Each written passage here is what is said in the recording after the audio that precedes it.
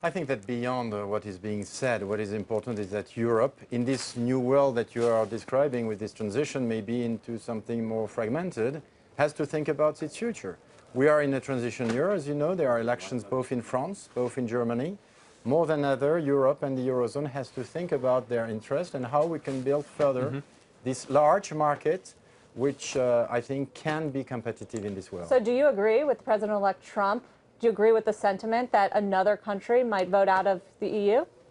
I don't think so. I'm not sure because, you know, Europe brings a lot of benefit, whether it's to countries in the Eurozone or countries which are not in the Eurozone, but do the people which provide... get that? No, I mean, of course, you know, there is this question mark, in particular economically and from a security point of view. These are the two probably main items that people think about. So we need to provide better answers, more growth, more jobs, more security. I think personally we can do that better by being together than rather going on our own and having, again, an even more fragmented European landscape.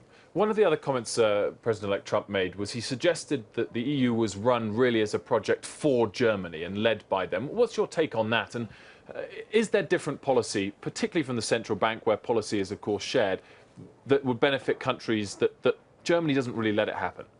We still have in the Eurozone different economies, different competitiveness.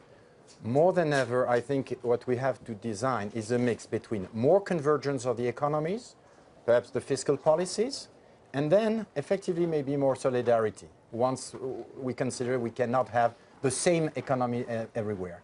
So I think, yes, it's imperfect, but I think we can make additional steps towards more efficiency of the Eurozone and Europe.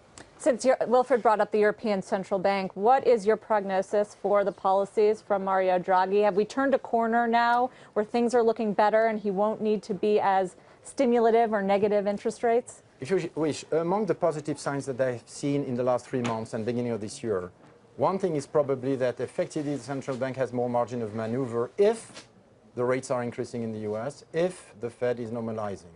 It gives more opportunity going forward beyond probably end of 2017 for the ECB, provided growth is there, maybe inflation outlook is better, to carry on normalizing progressively and, of course, exiting this negative rate environment, which is difficult to manage for the financial sector.